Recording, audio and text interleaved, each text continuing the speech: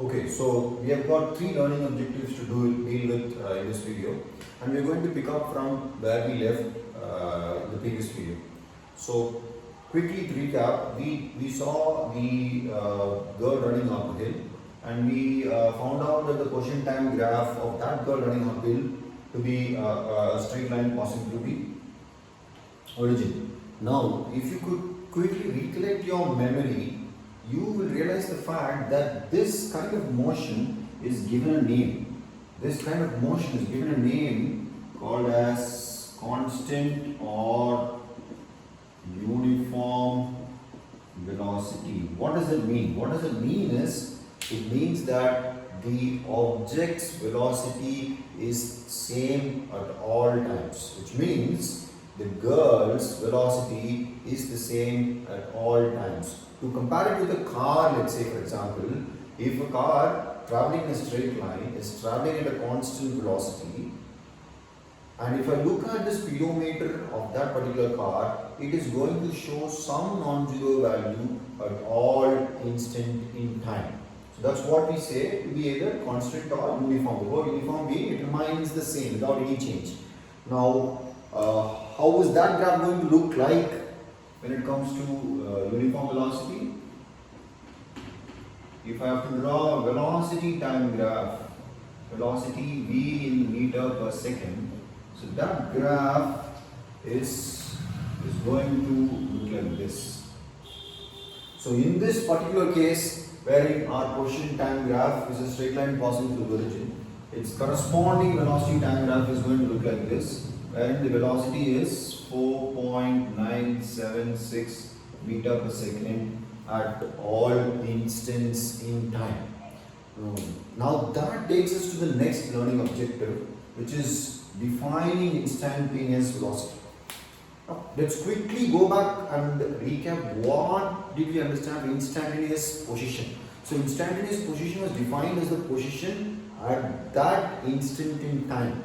Similarly, instantaneous velocity is defined as the velocity at that particular instant in time.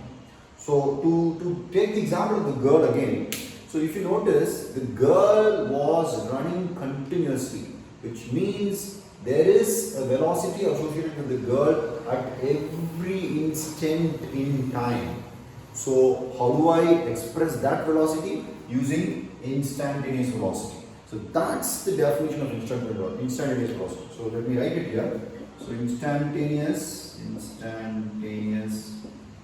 velocity is the velocity at an instant in time. Then what is the difference between instantaneous and average velocity? Now, let's quickly rewrite the definition of average velocity. What's average velocity? Average velocity is defined as displacement divided by time taken.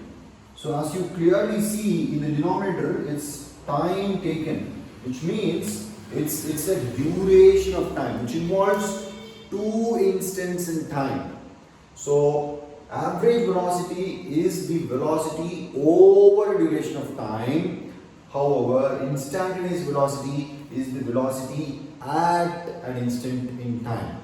So that's the difference between instantaneous velocity and average velocity. Now, if you again quickly recap, the average velocity which we found for this girl's motion was 4.976 meter per second, because if you remember, that's how we define gradient to be. Now, by looking at this graph, I can also understand that the velocity at every instant in time is 4.976, which means I'm actually talking of the instantaneous velocity. So the instantaneous velocity for the girl's motion at all times is again 4.976 meter per second. So with this, we can conclude that the instantaneous velocity instantaneous velocity times is equal to the average velocity when an object is undergoing a constant velocity or uniform velocity motion. Thank you.